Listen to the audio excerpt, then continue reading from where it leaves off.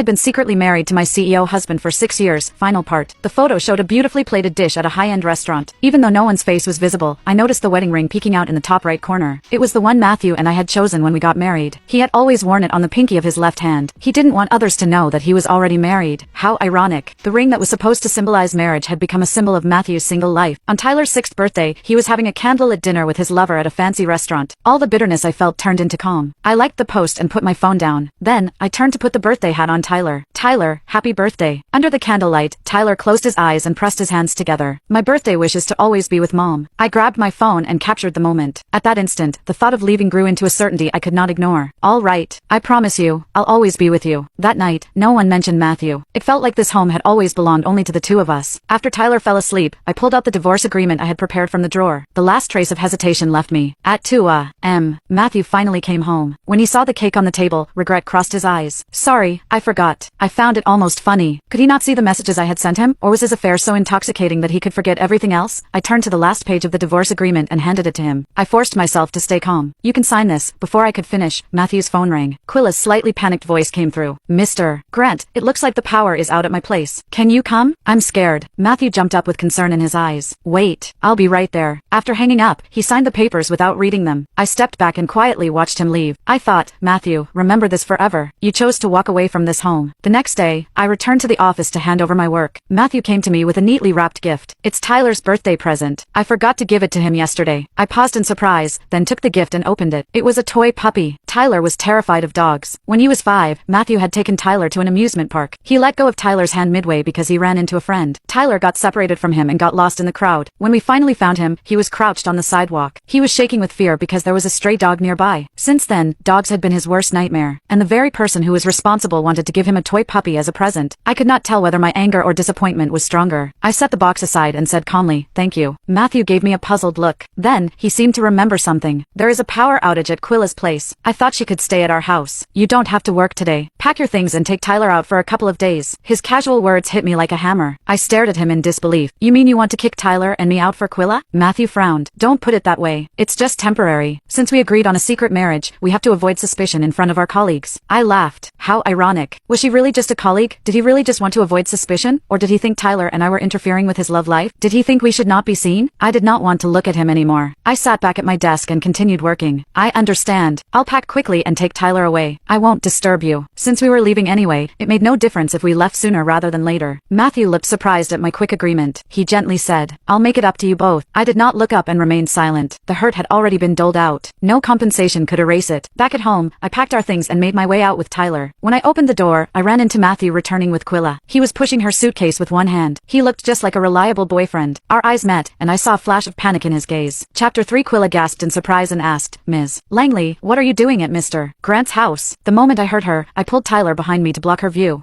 They're relatives of mine. They're staying here for a while, Matthew said. He cut me off before I could finish. My grip on the suitcase tightened. Even though I had heard it before, every time he said things like that, it pierced my heart. I was about to speak, but Tyler beat me to it. Hello, Mr. Grant. I turned to him in disbelief and only saw his teary eyes. Mom, let's go. My throat closed up. I forced a faint smile and whispered, okay. As we brushed past, Matthew grabbed my arm. He stared at me, stunned. What did Tyler just call me? I smiled as I found it ironic. Isn't this what you always wanted, Mr. Grant? In the last 6 years of our secret marriage, he had never acknowledged that we were husband and wife, and he had never let Tyler call him dad. The only difference was that before, he forced our son to call him Mr. Grant. Today, Tyler chose to draw the line himself. I lowered my eyes and tried to pull my hand away, but his grip stayed firm. His gaze was complex and heavy. Give me a few days. I'll explain things to Tyler. I reminded him, Quilla is waiting for you. Let go. It was only then that Matthew seemed to realize what he was doing. He reluctantly released me. I let out a cold laugh, took Tyler's hand, and turned to leave. Wait. He hurried to his car, grabbed a cake box, and handed it to me. Happy birthday, Tyler. Quilla chimed in at just the right moment. That cake was meant for me. But what a coincidence. It's your son's birthday. Ms. Langley, I hope you don't mind. The cake in my hands felt unbearably heavy. I was about to return it, but the spark of joy in Tyler's eyes stopped me. My heart softened. He did not understand the battles between adults. He only looked at Matthew with hopeful eyes. Will you eat it with me? Matthew hesitated for a moment, then nodded. Tyler cheered and dragged me into the living room. He urged me to get get the cake out. I patted his head and quickly cut the cake. However, the moment I tasted it, my smile froze. Spit it out! You can't eat this! Panic gripped me as I snatched the cake from his hands. Matthew's face darkened. Whitney, are you crazy? I raised my head, and my eyes were stinging with tears. Tyler is allergic to mango. You didn't know? Matthew's expression shifted to alarm. I'm sorry. I didn't know. He was sorry again. Since Tyler was born, I had heard that word far too many times. Tyler froze and stared at Matthew with wide eyes. The hope in them dimmed. It's okay. He couldn't have known. With that, Tyler buried his face in my embrace and refused to look at him again. Without hesitation, I stood, carried Tyler, and walked out. Even as we left the house, I could still feel Matthew's regretful, frantic gaze. This time, neither Tyler nor I wavered. I went straight to the office and packed up my things. I had wanted to say goodbye properly, but it did not matter anymore. After setting the signed divorce agreement on the desk, I let out a deep breath. I picked up my suitcase and took Tyler to the airport. Before boarding, I asked him, will you be upset if I take you away? He shook his head and pressed his face against mine. Mom, I only need you. My tears finally fell. All the pain dissolved into relief. I pulled out my phone and blocked Matthew on every platform he could use to reach me. I thought, Matthew, this is goodbye. The next morning, he showed up at the office right on time. After what happened yesterday, he had been feeling uneasy. He opened his email and froze at the approval notice. A resignation letter? Matthew stared at the resignation email, his fingers tightening around the mouse until his knuckles whitened. The divorce agreement on his desk, signed in his hasty rush to leave for Quilla, suddenly felt like a weight pressing into his chest. He'd never thought Whitney would actually go through with it. For 6 years, she'd waited, endured his secrecy, his neglect, his refusal to let Tyler call him dad. He'd taken her patience for granted, assuming she'd always be there, quiet, compliant, holding their little family together while he chased the thrill of his single life with Quilla. Where is she? He roared, storming out of his office. His assistant jumped, eyes wide. I don't know, Mr. Grant. Ms. Langley submitted her resignation and left her keycard yesterday. She didn't say where she was going. Matthew's mind raced. He pulled out his phone, only to find his texts to Whitney undelivered, blocked. His calls went straight to voicemail. Panic, cold and sharp, flooded him. He'd never felt this way before, like he was losing something irreplaceable, something he'd never bothered to cherish. The truth hits. He rushed home, the house eerily quiet without Whitney's soft humming or Tyler's laughter. The birthday cake, half-eaten, the mango filling scraped off. He now remembered. Tyler's allergy, something Whitney had mentioned a dozen times, sat on the counter. The toy puppy he'd given, still in its box, lay discarded in the corner. Quilla called, her voice simpering. Matthew, are you coming back?